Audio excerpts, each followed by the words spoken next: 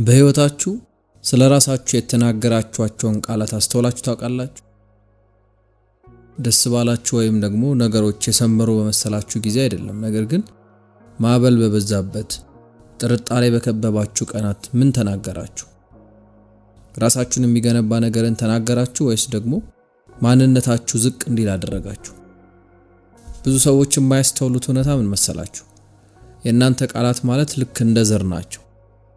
እያንዳንዱ የምትናገሩት አረፍተ ነገር ያንን ዘር ጥሩ ስር የማስያዝ አቅም አለው። ዛሬ የምትናገሩት ነገር ነገ የምትኖሩት እውነታ ሆኖ ይገለጻል። ታዲያ በጊዜ ሂደት እነዛ ትንንሽ ዘሮች ልማድ እየሆኑ ማይንድ ሴታችሁን ቅርጽ እያስያዙ እንዲሁም ደግሞ ወደፊታችሁን እየሰሩ ይመጣሉ። ታዲያ እዚህ ጋር ማንሳት ያለብን ወሳኙ ጥያቄ አሁን ምንድነው እየተከላችሁ ያላችሁት የሚለው ነው።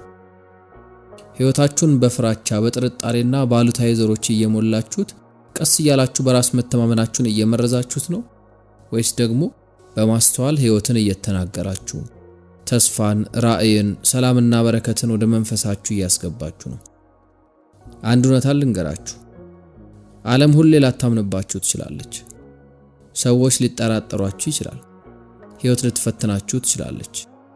ነገር ግን በራሳችሁ ማመን መጀመር አለባችሁ። ምክንያቱም ህመማችሁን ተሻግራችኋል። ስኬትን ለማየት ጓጉታችኋል። ሁሉን ነገር ለራሳችሁ ከምትናገሯቸው ቃላት ነው የሚጀምረው። ይህን ስላችሁ ግን በሆነ ወቅት አንድ የተናገሩ ማለት አይደለም። እኔ ያልኳችሁ ያለሁት በየቀኑ ቤታችሁ ውስጥ ወይም መኪናችሁ ውስጥ ራሳችሁን በመስታወት ስታዩ፣ ከመተኛታችሁ በፊት፣ ከስብሰባ በፊት ሁሌም ቢሆን ድልን ተናገሩ። ጥንካሬን፣ እውነታን፣ በረከትን ለራሳችሁ ንገሩት። የእናንተ ድምጽ እኮ ዝም ብሎ ጩኸት አይደለም፣ ኃይል አለው። ስትወለዱ እንድትኖሩ የተሰጣችሁን ህይወት የሚመስል ቅርጽ ለማስያዝ በሚገባ ተጠቀሙበት። ሁሌም ከእንቅልፋችሁ ተነስታችሁ ቀናችሁን ለመጀመር ስትዘጋጁ ሁለት ምርጫዎች ከፊታችሁ ይቆማሉ። ሁለት መንገዶችን ታያላችሁ፣ ሁለት ድምጾችን ትሰማላችሁ። ሽንፈትን መናገር ትችላላችሁ ወይም ደግሞ መዳረሻችሁን ማውራት ትችላላችሁ። ከፊታችሁ የሚጠብቃችሁትን ቀን እያያችሁ ደክሞኛል፣ ብቁ አይደለሁም፣ ተሰብሬያለሁ ልትሉ ትችላላችሁ። ያለባችሁ ትግል ላይ የማይሰሩ ነገሮች ክብደት ላይ ትኩረት ማድረግም ምርጫችሁ ነው። ወይም ደግሞ በተቃራኒው ገና እግራችሁ መሬት ሳይነካ እናንተ ቀና ማለት ትችላላችሁ። በኩራት እኔ ጠንካራ ነኝ፣ እኔ የተመረጥኩ ነኝ፣ እኔ ለዚህ ነው የተሰራሁት ማለት ኃይልን ወዳላችሁበት ሁኔታ መጋበስ ትችላላችሁ። በከበባችሁ ጨለማ መሃል ብርሃንን መናገር እኮ ትችላላችሁ። ድላችሁ ብዙ ርቀት ላይ ቢሆንም እንኳን ማሸነፍን መናገር ትችላላችሁ። ራሳችሁን በገዛ ቃላችሁ ትባርኩታላችሁ። ነገሮች ስለተሳኩ ምናምን አይደለም፣ ነገር ግን በየትኛው ማዕበል መሃል ቀና ማለትን ማደግን ስለመረጣችሁ ነው። ያ ምርጫ ደግሞ ብዙ የምታደርጉበት ኃይላችሁ የሚያርፍበት ቦታ ነው። የሆነ እውነተኛ ነገር ልጠይቃችሁ እስኪ። ራሳችሁን በምታወሩበት መንገድ የቅርብ ጓደኛችሁን ታወሩታላችሁ? አይናቸውን እያያችሁ ብቁ አይደላችሁም፣ ሁሌ ችግር ፈጣሪ ናችሁ፣ ብዙ ጊዜ ወድቃችኋል፣ ህልማችሁ በጣም ትልቅ ነው፣ ሊነካ አይችልም፣ እንደዛ ብላችሁ መናገር ትችላላችሁ? በፍጹም። ስለዚህ ለምንድነው እነዚህን ነገሮች ለራሳችሁ የምታወሩት?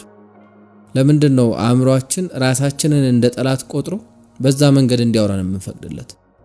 ለምንድነው ማንንም በዛ መንገድ እንዲያወራን የማንፈቅድ ሰዎች ኔጌቲቭ ወይም ደግሞ አሉታዊ ድምጾች እንዲያሸንፉ የምንፈቅድላቸው? ይህንን ነገር መለወጥ መቻል አለብን። አእምሮአችን ከፍተኛ አቅም ያለው ኃይላችን ነው። በተከታታይ ለራሳችሁ የምትነግሩት ነገር በሚገባ ያደምጣል። የህይወታችሁን እጥፋት ደግሞ በምትናገሩት ቃላት በኩል ነው። መሸነፍን የምታወሩ ከሆነ ሽንፈትን ወደ ህይወታችሁ እየጋበዛችሁት ነው።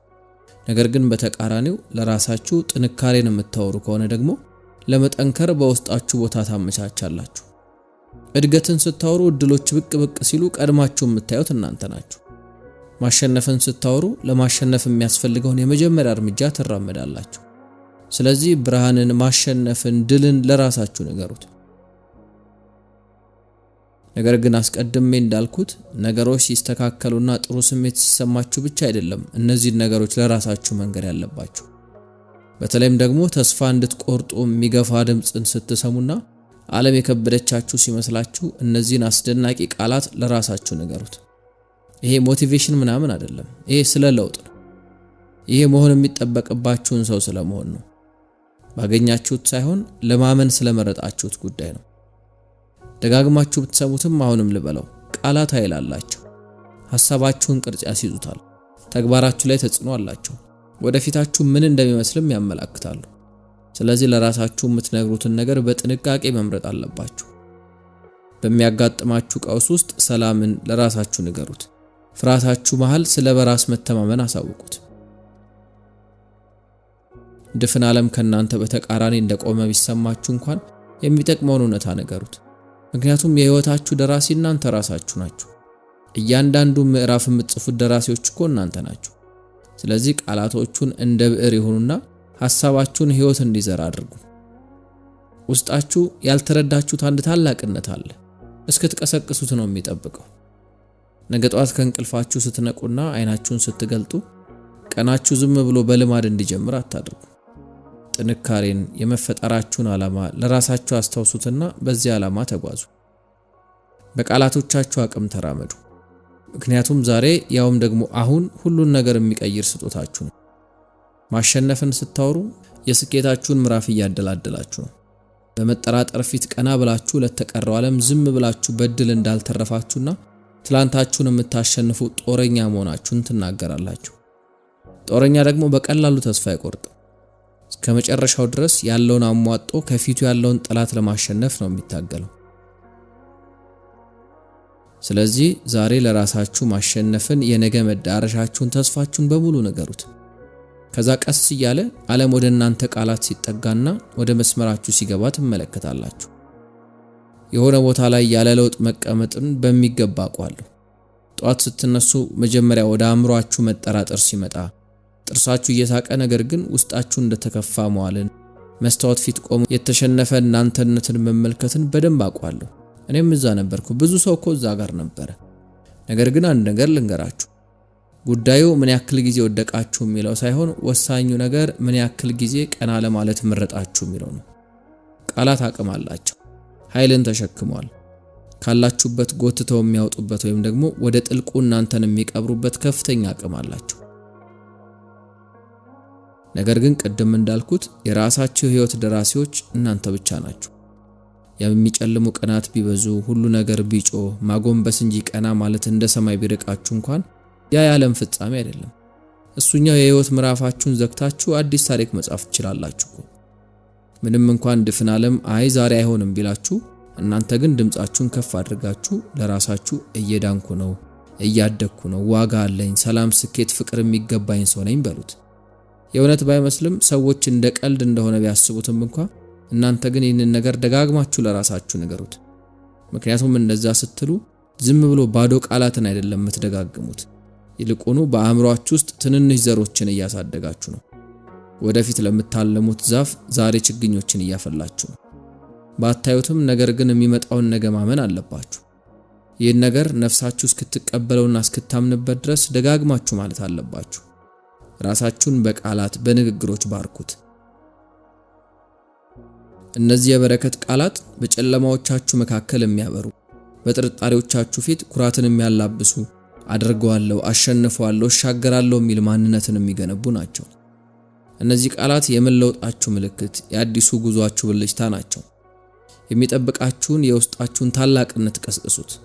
መሆን ወደምትፈልጉበት፣ መድረስ ወዳሰባችሁት ቦታ ለመድረስ ተጠቀሙበት። ያ ታላቅነት ደግሞ ድምጻችሁን ይፈልጋል፣ እምነታችሁን ይጠብቃል። ነገ ልክ የስልካችሁ አላርም ሲጠፋ ዝግጁ እስክትሆኑ አትጠብቁ። ዓለም በእናንተ እስክታምን አትታገሱ። ራሳችሁን በራሳችሁ ካመናችሁ በቂ ነው። ይህ ገና ጅማሮ ነው። ዛሬ ሁሉ ነገር የሚጀመርበት ነው። ከዛሬ ጀምሮ እያንዳንዱ ውሳኔ፣ እያንዳንዱ እርምጃ፣ እያንዳንዱ ቃላትና ንግግር ወደ ታላቅነት ለመጓዝ የመወሰናችሁ ማመሳከሪያና ማረጋገጫ ነው። ስለዚህ ቃላቶቻችሁን በጥበብ ምረጡ። የወደፊታችሁ መሰረት አሁን ካፋችሁ ወጥቶ ለራሳችሁ በምትነግሩት ቃል ላይ የተመረኮዘ ነውና በጥንቃቄ ተናገሩ። እኔ የተባረኩ ነኝ፣ እኔ ኃይል አለኝ፣ እኔ ዓላማ አለኝ በሉት ለራሳችሁ። የምራችሁን ከልባችሁ እያመናችሁበት በሉት። እውነት እስኪሆንና ያፋችሁን ፍሬ እስክትበሉ ድረስ በፍጹም ይህን ነገር መደጋገም እንዳታቆሙ። ቃላቶቻችሁና የህይወታችሁ ከፍታ እኩል እስከሚሆኑ ድረስ ከልባችሁ እነዚህን ቃላት ለራሳችሁ ንገሩት። ይህንን ደግሞ አስታውሱ። ዓለም ድምጻችሁን ትሰማ ይሆናል፣ ነገር ግን ነፍሳችሁ ቃላቶቻችሁን ከሁሉ ቀድማ ትሰማለች። በቃላቶቻችሁ ሌሎች ሰዎችን ከማሳመናችሁ አስቀድሞ ነፍሳችሁ ያንን ነገር ማድረግ እንደምትችሉ ልታምን ይገባል። ነፍሳችሁ የምትሰማቸው ቃላት ጥንካሬን፣ ማሸነፍን፣ አለመጠራጠርን የሚሰብኩ መሆናቸውን እርግጠኛ ሁኑ። ምክንያቱም የህይወታችሁ መሰረት፣ የስኬታችሁ መነሻ የነፍሳችሁ መረዳት ነው። ታላቅነታችሁን ስታምኑ ማንም ወደዛ እንዳትሄዱና እንዳትራመዱ አያስቆማችሁ። ትልቅ የሚባሉ በረከቶች አብዛኛው ጊዜ ከሌላ ቦታ አይመጡ። ይልቁኑ አብዛኞቹ ተአምራት እናንተ ለራሳችሁ ከምትነግሯቸው ቃላት ውስጥ ነው የሚፈጠሩት። ቃላት የእናንተ ወሳኝ መሳሪያዎች ናቸው። የህይወትን ጦርነት በእነሱ ነው ማሸነፍ የምትችሉት። ስለዚህ ራሳችሁን በእነዛ ቃላት ባርኩት። እስኪ በመጨረሻ አንድ ቻሌንጅ ልስጣችሁ። በቀጣይ ባሉ 7 ቀናት ውስጥ ሁሌም ከእንቅልፋችሁ ስትነሱ ወይም ደግሞ መስታወት ፊት ስትቆሙ ለራሳችሁ ማሸነፍን፣ ጥንካሬን፣ ድልን፣ ስኬትና ሌሎች አዎንታዊ የምትሏቸውን ነገሮች ንገሩት። ይህ መልእክት ደግሞ ጠቃሚ ሆኖ ካገኛችሁት ለሌሎች አጋሩት። ቻናሉን ሰብስክራይብ በማድረግ በቀጣይ የሚለቀቁ ቪዲዮዎቻችንን ተከታተሉ። አስታውሱ፣ ሁሌም ቢሆን ትልቅ አቅም ያለው ኃይለኛ ድምጽ ከውጭ የምትሰሙት የዓለም ጫጫታ ሳይሆን ጭንቅላታችሁ ውስጥ ሆኖ በለሆሳስ የሚናገራችሁ ድምጽ ነው። ራሳችሁን በአዎንታዊ ቃላት ሁሌም ባርኩት። አመሰግናለሁ።